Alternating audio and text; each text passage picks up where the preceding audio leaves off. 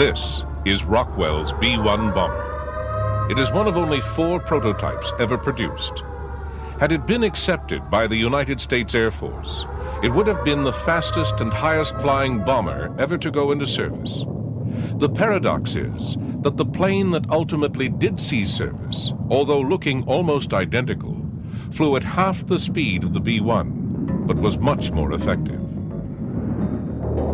In many ways, development of the B-1 paralleled development of the very first strategic bomber, the B-17, in that the B-17 also had to deal with an array of problems. The history of the B-17 began when the Army Air Corps circulated a specification for a multi-engine bomber. They probably only expected manufacturers to respond with a twin-engine design, but the Boeing company, showing what was to be characteristic foresight, offered a 4-engine plane.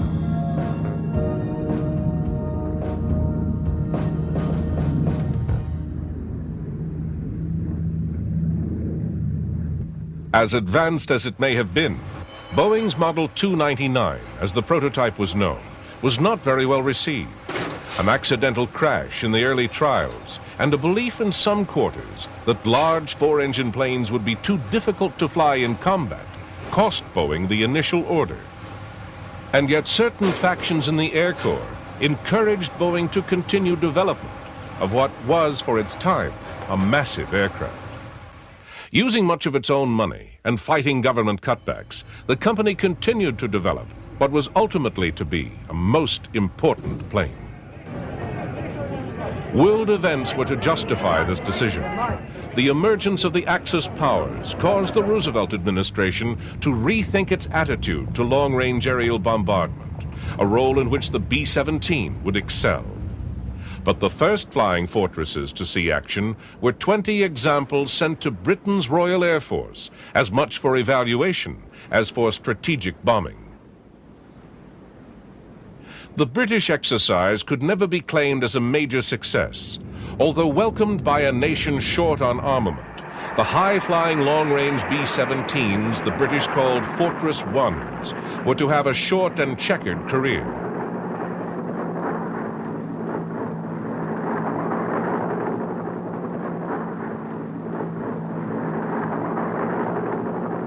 By flying at 30,000 feet, RAF crews had hoped to evade German fighters. But the high altitude did not deter the Germans, and the limited defensive firepower of the B-17s proved inadequate against the Luftwaffe.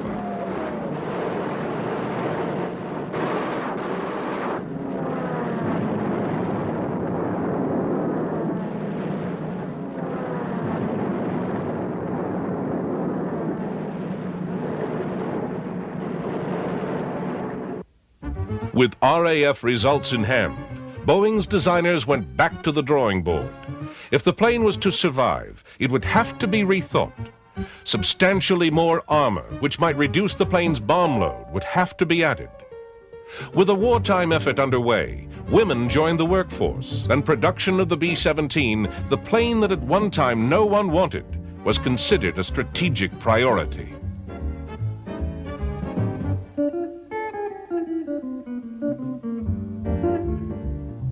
Another major modification to the second-generation Flying Fortress was the completely redesigned tail fin, which remedied the stability problems of earlier models. But the major improvement was to defensive firepower. The revised rear fuselage now bristled with gun positions, some in the form of power-operated turrets. An effective but difficult-to-operate ball turret was a challenge to the courage of any gunner.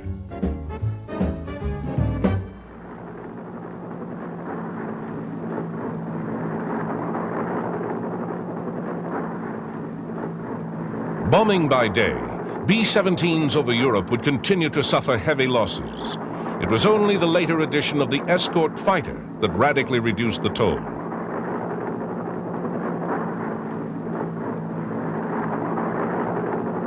Even so, without their added gun positions, flying fortresses would have been easy pickings for the Luftwaffe.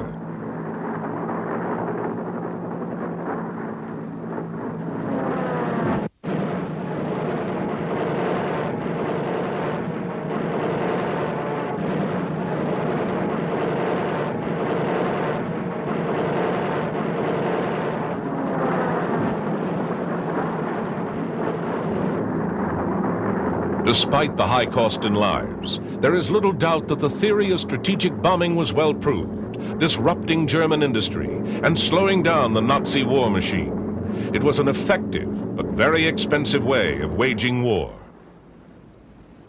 Throughout the conflict, Germany never had a four-engine equivalent to the B-17.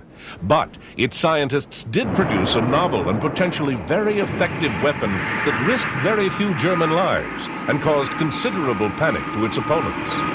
Powered by an air-breathing pulse jet engine, the V-1 was the forerunner of a new generation of weaponry. Its main achievement was to cause blind panic among civilian populations, because with limited guidance, pinpoint targeting was not possible. Although a very clever weapon, the V-1 could be brought down by ground fire and by fast-flying fighters.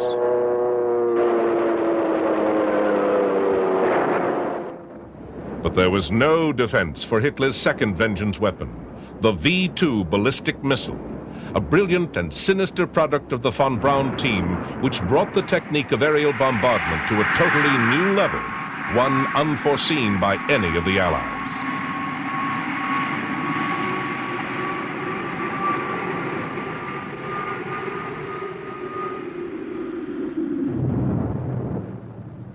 Meanwhile, American scientists had developed the automated fire control system and had worked to perfect the pressurized fuselage, enabling high-flying bomber crews to operate without the restrictions of earlier planes like the B-17.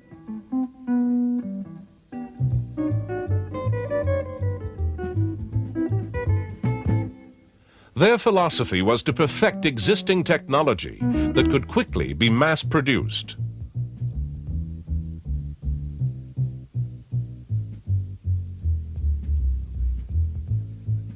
These innovations, together with many others, came together superbly in the B-29. This was the ultimate development of the conventional piston engine bomber, utilizing America's enormous production capability. But B-29s were never used in Europe. Their principal target was Japan.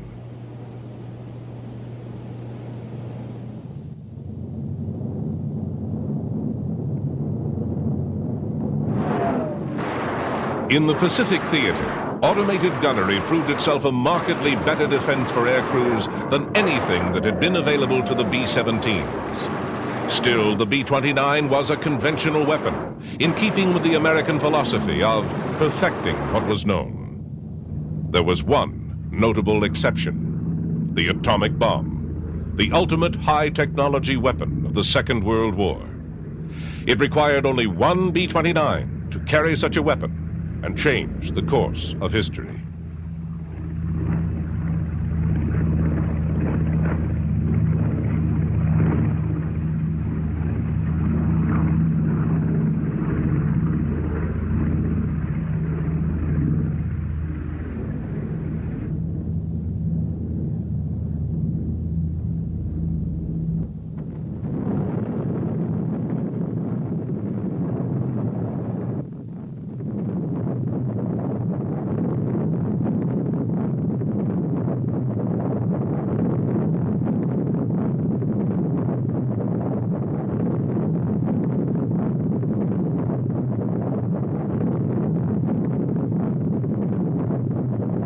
Humanity had lost its innocence. Given the enormous destructive power demonstrated throughout the war by heavy Allied bombers, culminating in the awesome destruction of the atomic blasts, there can be no doubt that by the end of the war, the long-range heavy bomber had become the era's most important weapon, or at least the means of delivering it. Nevertheless, there was also great interest in captured German V-weapons. Shipped back to the United States, V-2s in particular were tested by American scientists, although their limited range suggested their usefulness might not be great. But a more serious challenge to the dominance of the long-range bomber was also emerging. Even as early as 1946, the proposed SNARC intercontinental missile offered an extremely useful range of over 5,000 miles. Although not to be operational until the early 50s, this extensive redevelopment of the V-1 concept was to be a major success. Still, delivery of atomic weapons in the late 1940s was exclusively assigned to the traditional long-range heavy bomber, and the B-36 assumed the role as the first truly intercontinental bomber. It would protect its enormous bulk by using a large number of gun positions to defend what some considered to be the indefensible.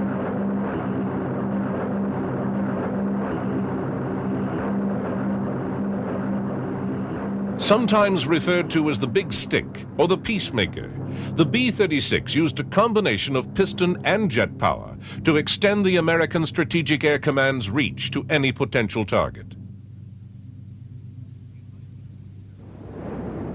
In 1947, V-2 rockets, originally built in Peenemünde, Germany, were enhanced with an American-made second stage, providing a range which made the Air Force very interested.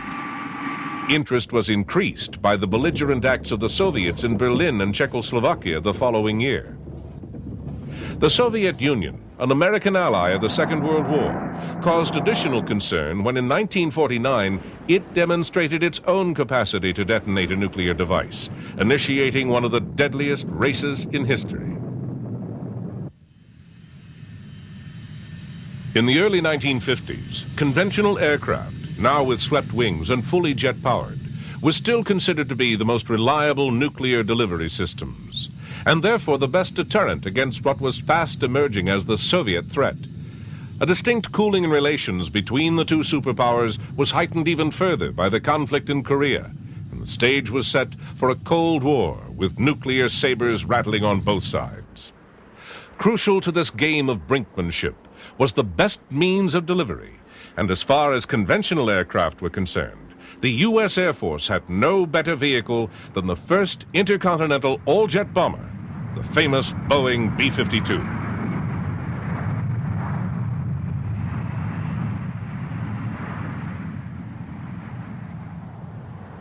The already considerable range of the B-52 was enhanced by enormous auxiliary fuel tanks, which could be jettisoned after use, giving the aircraft maximum improved aerodynamics. The best means for delivery of atomic weapons, the B-52 was also the logical, if not only choice, for the scientific development of the new and still more lethal hydrogen bomb. Here, at a high-security base in the Pacific, technicians install a new generation nuclear device, similar in size to the A-bomb which devastated Hiroshima, but more than 100 times more powerful.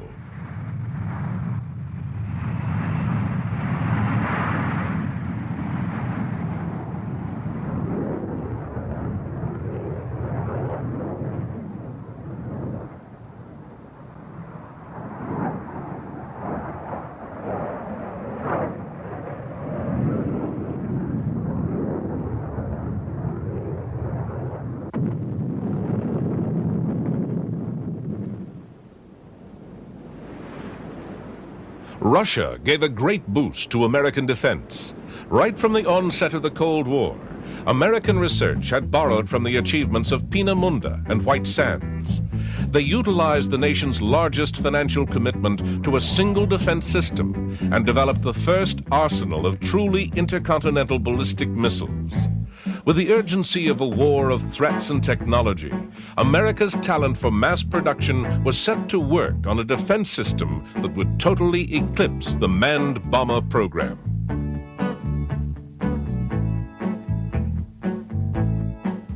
From this stage on, intercontinental ballistic missiles became the prime means of delivering America's nuclear deterrence. They confronted an equal, if not greater, number of Russian missiles, which combined with other weapons on both sides in a bizarre formula referred to as mutually assured destruction. This arrangement did, however, succeed in maintaining a balance. With so much devastation available, neither side could seriously consider nuclear warfare without ensuring its own extinction. But there was a downside. Missilery was an all-or-nothing option. On the other hand, the manned bomber could be sent towards its enemy in a fine mixture of saber-rattling and brinkmanship. B-52s stayed in service, equipped with short-range air-launched missiles. They could be released at a safe distance from the target. Some, like the Hound Dog, were supported by a conventional wing and powered by an air-breathing jet, a concept not totally removed from the V-1 technology of Peenemünde. A quantum leap in the evolution of the manned bomber came with the remarkable XB-70 Valkyrie. The B-52 would be a hard act to follow, but North American aviation put forward a submission that was as courageous as it was brilliant. The XB-70 program still stands today as an example of the combination of ingenuity and high technology to achieve otherwise unattainable results. Air Force parameters for the new bomber stated that it should fly 3 times the speed of sound at extreme altitude, beyond the range of Soviet defense systems. The XB-70 would certainly have secured its own defense through performance, and in spite of the coming dominance of the ICBM, still offered Air Force generals a flexible manned bomber alternative. It was a valuable card in the game of political brinkmanship. But suddenly the program was abandoned. Confidence in very fast high-flying bombers was shattered with one single act. The missile was to be the nemesis of the manned bomber when the Soviets demonstrated the accuracy of ground-to-air anti-aircraft rocketry. Once again, the technology of wartime Germany suggested the next step. The variable sweep wing design had been under development in Germany in the final stages of the war. Later, it had been developed by the American X-plane program. It took many years of research to perfect the swing wing concept. The first practical use came with the most remarkable aircraft. General Dynamics F-111 proved the theory of the variable swept wing, which allowed the pilot to change configuration from a high-speed delta to a conventional straight wing position for target approaches below enemy radar.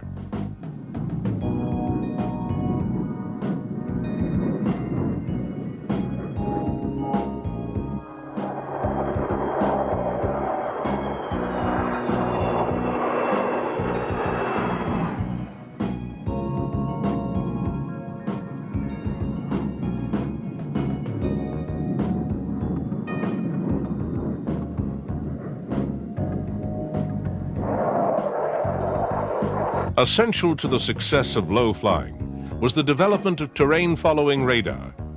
This enabled the pilot to select impressively low altitudes to which the F-111 would automatically adjust, following the contours of the ground below.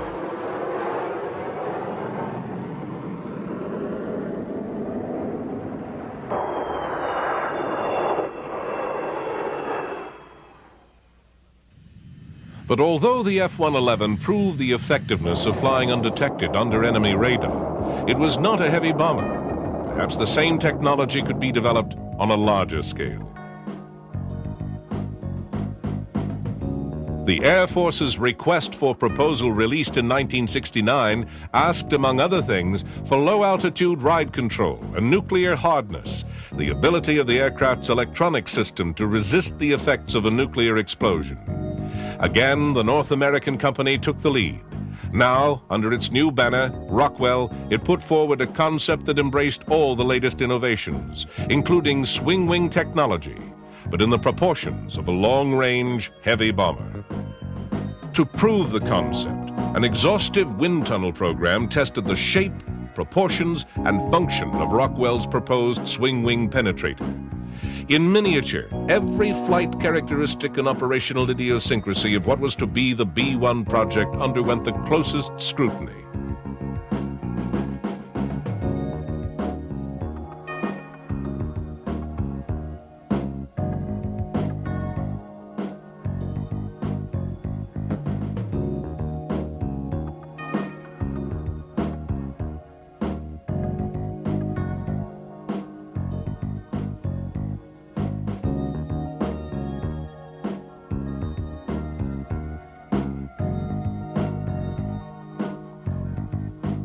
Throughout the verification process, models were used in many different ways. Here, another scale replica of the B-1, using the same non-radar reflective materials as the final aircraft, is tested. On a movable rig, its ability to hide from radar coming from any angle is thoroughly examined.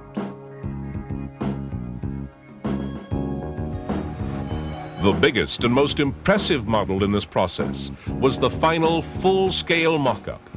This faithful representation of the designer's ideas gave the manufacturer and the Air Force the feel of the final aircraft. In those years before computer technology made it unnecessary, the mock-up gave the last opportunity to explore the practicality of the concept before committing to the expense of production.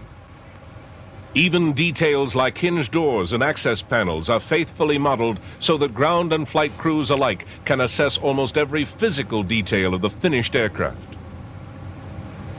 A variety of model weapon loads, both outside the aircraft and inside the bomb bays, look absolutely convincing and provide the closest possible insight to the real thing. So does the layout of the cockpit, and even the swinging mechanism of the wing works just the way it will on the production version. This level of perfection is a test to the model maker, but manufacture of the real thing was to challenge the engineer far more. There had been problems with the early F-111 wing box on which the swing wing pivoted. The B-1B would carry a load many times greater than the F-111, so this facet of its operation was tested in the most punishing way.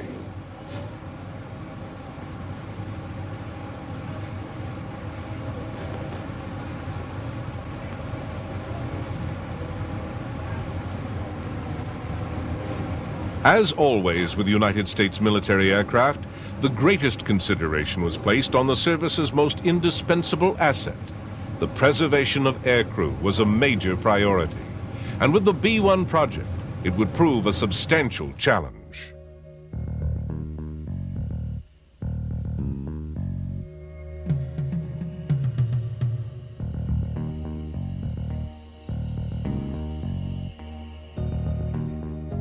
Rockwell's engineers tackled the problem of crew survivability from a stricken plane in exactly the same way General Dynamics had with the F-111 crew capsule.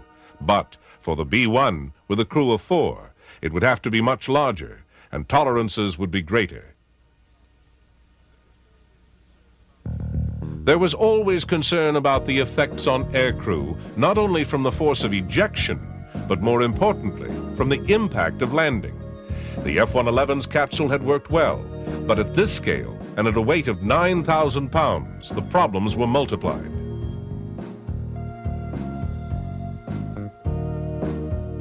There was a real danger of spinal damage to crews on impact, so rapid action airbags were developed to cushion the effect of the module as it hit the ground. Because of the nature of the B-1's mission, the airbags would have to work on land and water.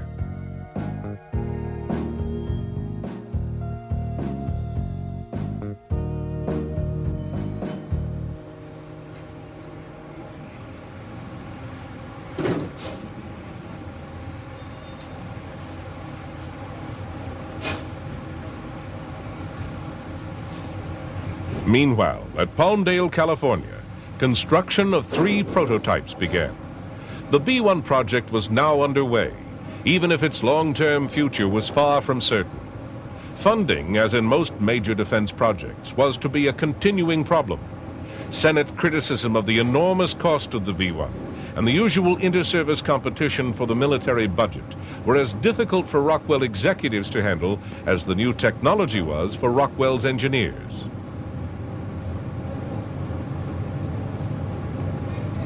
Here, the dedicated test rig is used to assess tolerance to stress, to prove the integrity of the B-1's basic design.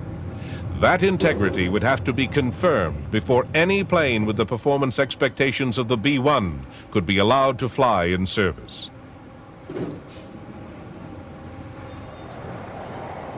Eventually, after years of gestation and months of production, the first B-1 was displayed to the public on October 26, 1974. Its sleek lines were emphasized by its glossy white finish.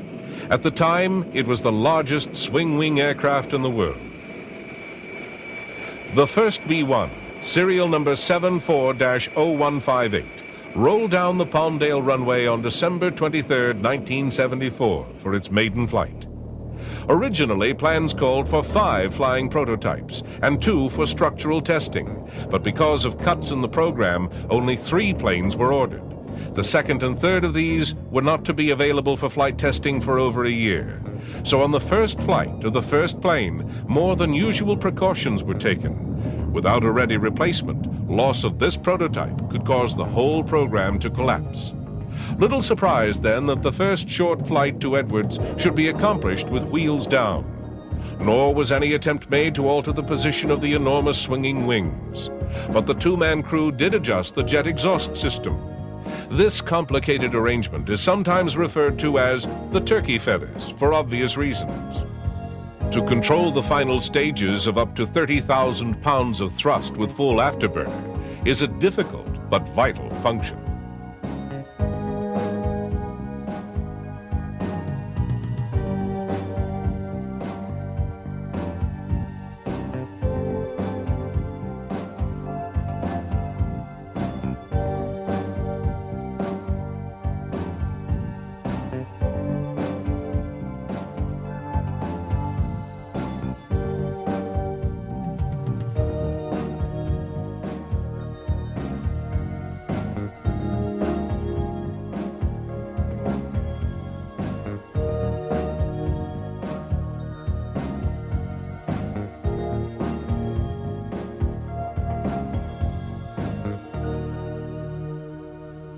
Edwards is the traditional base for testing.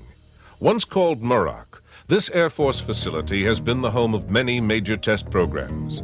Here, from the dry Californian desert, the first B-1, with the hopes of Rockwell and the Air Force in the balance, would undergo the most thorough flight testing. All the while, its detractors looked for the slightest flaw to capitalize on. Already there had been problems with cost overruns. These had been added to by the government decision to produce fewer test planes, substantially increasing the unit cost. Also, the decision to stretch the early delivery schedule created problems with the aircraft's 3,000 subcontractors. Logistics must have been a nightmare.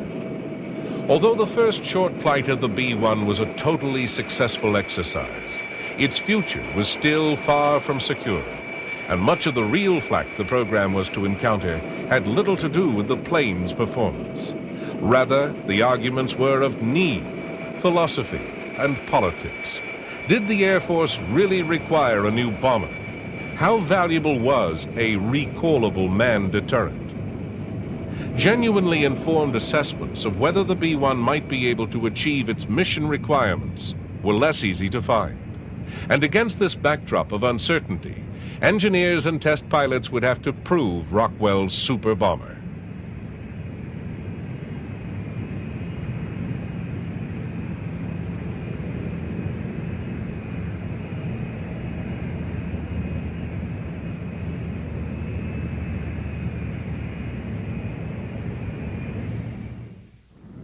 As the testing continued, the sole flying example of the B-1 was carefully put through various stages of the test program. Soon, the enormously powerful and complex landing gear was to be retracted and extended.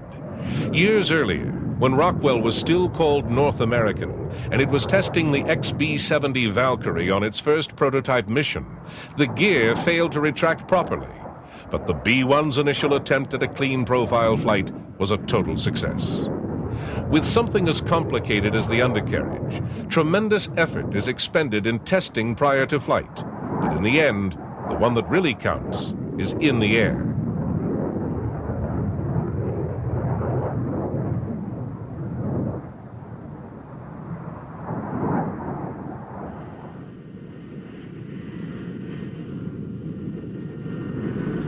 Throughout 1975, Rockwell's single-flying B-1 ran a gauntlet of tests, including the crucial wing sweep function from straight wing to delta shape. There was a comprehensive testing of the four General Electric F-101 fanjet engines, and of the delicate task of aerial refueling, necessary even for a plane with the B-1's range. It was tested in high-level flight at over 50,000 feet, then down to the deck for the all-important below-the-radar barrier trials, flying over 600 miles an hour at less than 200 feet. In these circumstances, the small vanes of the low-altitude flight control system were vital. Government cuts to the program meant that only 3 prototypes were to be built. The first of these was to fly, and the second was for structural testing. At the end of 1975, the stress tests were complete, and the aircraft was released to be fitted out for flying. But it would not be available till May of the following year. In January of 1976, the third aircraft, built for flight testing, came online. This aircraft would concentrate on much of the complex avionics equipment used in the B-1 program, especially the Boeing-built offensive electronics system, a vital part in the B-1 mission.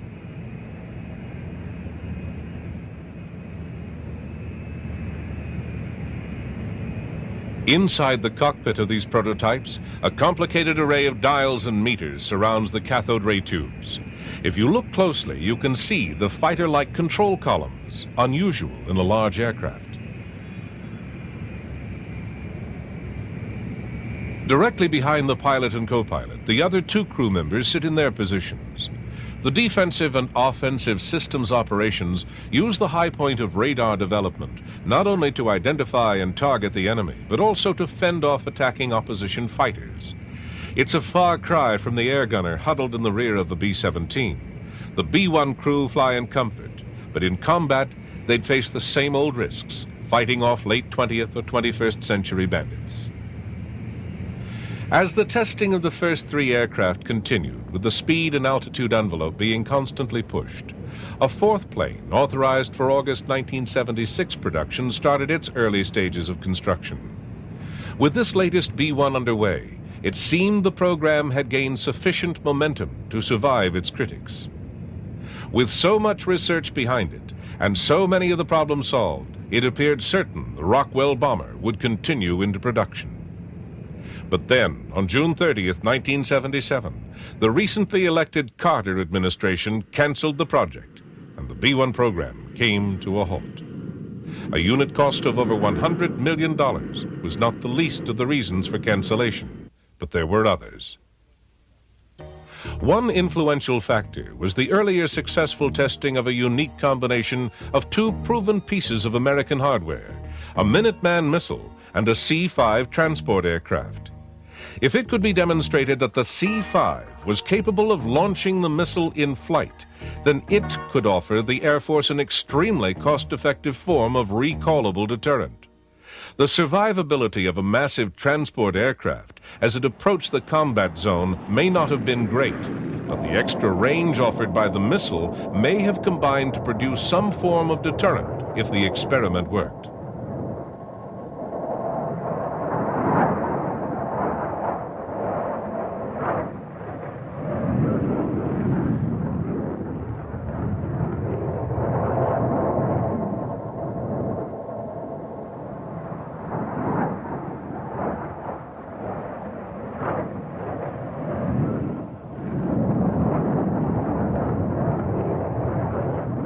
Although it was not to be adopted as a complete system, the air launching of an ICBM was nevertheless a spectacular achievement. It may yet have some potential.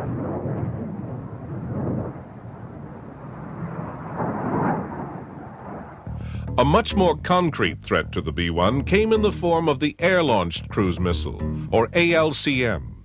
These are clever and extremely deadly weapons. Before extension, their wings and tailplane fold flush to the main body, so that many such missiles can be carried under the wings or in the internal bomb bays of a B-52.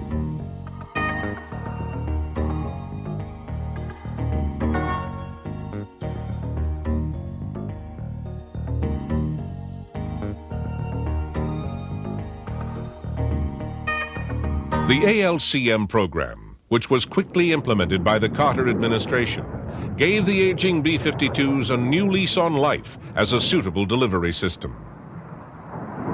The cruise missile uses small air-breathing jet engines, and with their extended wings and subsonic speed, obviously owe something to the original cruise missile, the German V-1 of World War II.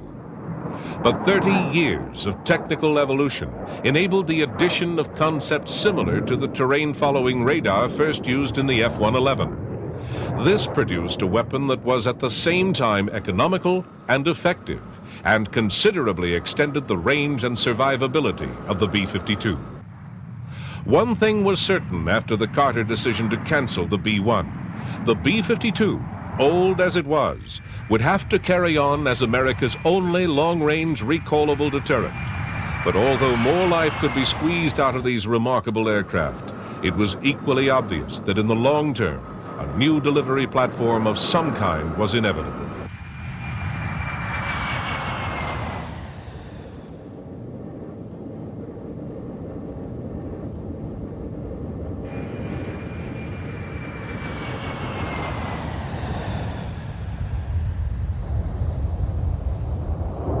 Even with the support of dedicated bomber versions of the F-111 and the ALCMs, the hitting power of America's strategic air force was starting to wane. In spite of the discussed conversion of transport aircraft to carry cruise missiles, it had been known for many years that survivability over or even close to enemy airspace required specialized aircraft, and a missile-carrying transport would be limited to a type of delivery far less challenging than the Air Force would expect from a B-52 replacement. Clearly, a long-range penetrator was needed.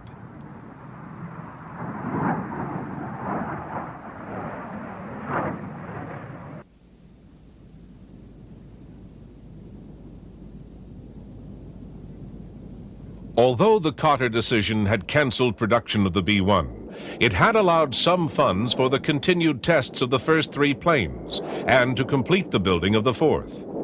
It was with these 4 aircraft that Rockwell started to resurrect the program. But much time had passed since the cancellation, and if the swing-wing bomber was ever to reach production, it would be vastly different from the original concept. In some ways, time had worked in the plane's favor. New ideas were now becoming available, and with flying test vehicles on hand, their qualities could be quickly verified.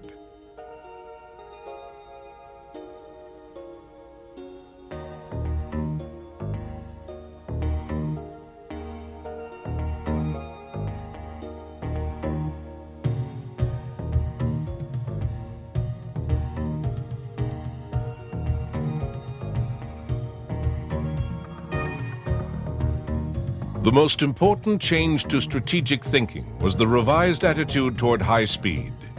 The first parameter for the B-1 had been that it could fly at over 50,000 feet and speeds in excess of Mach 2, twice the speed of sound. And then, as it approached enemy radar, the plane was expected to drop to 200 feet and high subsonic speed to make its final run undetected. But later thinking claimed that Mach 2 speed performance was of no real strategic value. Low and slow, if 600 plus miles an hour is slow, was seen as the best way for a long-range penetrator to reach its target. The reduction in top-end speed requirement would enable other benefits to be included in a new plane and would also contain costs. Much greater emphasis was placed on making the plane invisible by using non-radar reflecting materials. The new bomber would appear to be less than 1% of the size of a B-52 on enemy radar screens.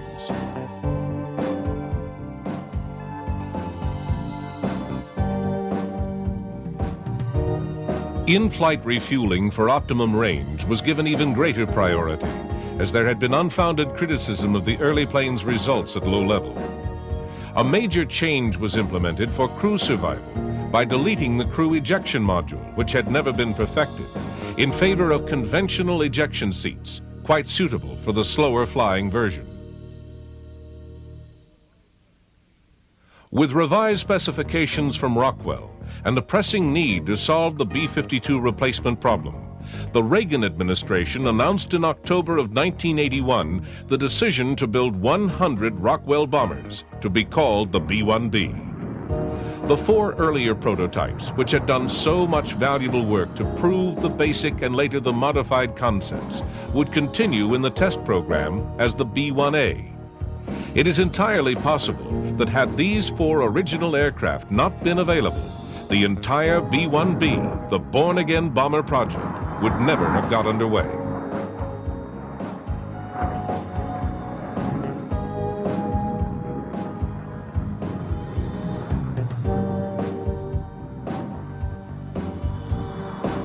The B-1B was to have many new features, including a modified and vastly improved bomb bay. These cavernous areas can now be adjusted to accommodate different weapons loads and fuel requirements.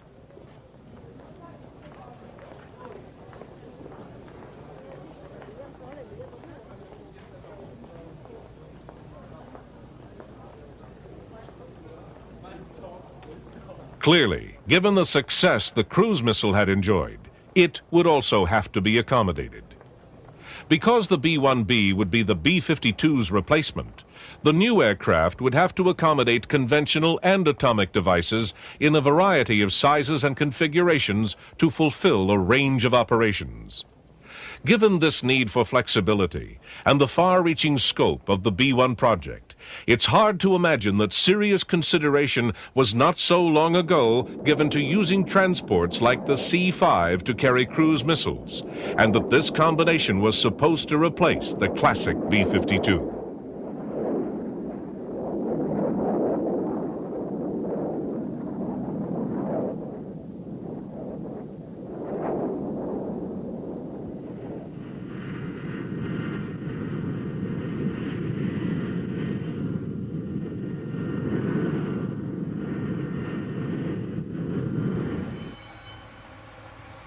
As the B-1A continued to prove the new performance specifications, work on the B-1Bs was well underway at Palmdale. The total cost of 100 B-1Bs was to be $20 billion, or over $200 million a plane. But with the lesson learned from the disruption of the earlier program, at least the B model was certain of completion, and this meant, in the long term, the best value for the money.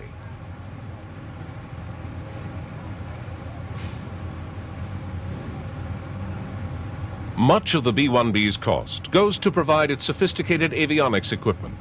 Fixed antennas and radar dishes literally project from every angle of the fuselage, all gathering information for its computers to analyze. From this data, the crew will make decisions that may well resolve the outcome of a mission with historic importance, and the fate of the aircraft and those that fly it could equally be at stake. All things considered, perhaps the Rockwell swing-wing bomber is not so expensive after all. Many types of skills and technology are employed as the tens of thousands of parts come together, and the giant technological jigsaw puzzle that is the making of a modern bomber starts to take shape.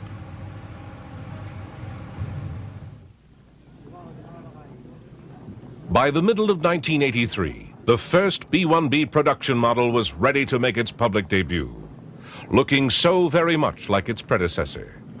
The new planes are hard to distinguish from those which first appeared almost a decade earlier.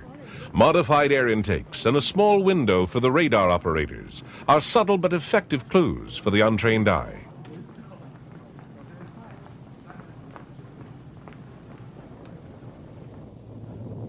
However, the performance variations are not subtle. The B-1B, flying with half the speed potential of the A model, uses 21st century materials to become almost invisible to enemy fighters and missiles, and therefore is far more likely to complete its mission. And all the time it's on its deadly journey, it's providing tacticians with the flexible option of a last-minute recall, a role only the manned bomber can perform, but a role that was often understated in the past.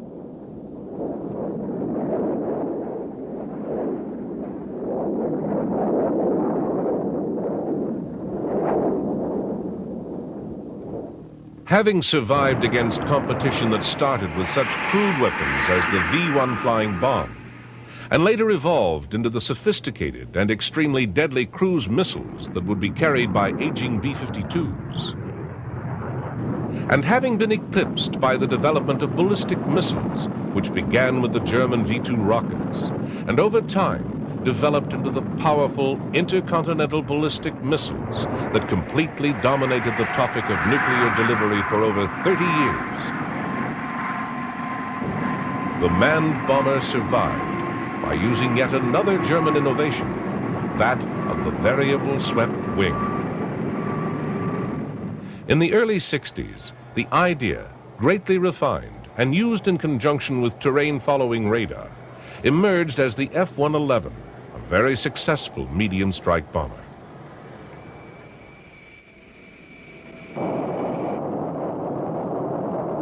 And in the early 70s, the concept was further developed into the B-1, the ultimate high-speed, long-range manned bomber. But it was to take another 10 years and the arrival of still more advanced construction materials and another generation of avionics before the later model, the B-1B, was to reach service. A masterpiece of high technology, the best that the aerospace industry could offer, had finally arrived. It will fly well into the 21st century, and given time will doubtless become a similar legend to the aircraft it replaced, the B-52. But clearly, the B-1B, the born-again bomber, is already one of the world's great planes.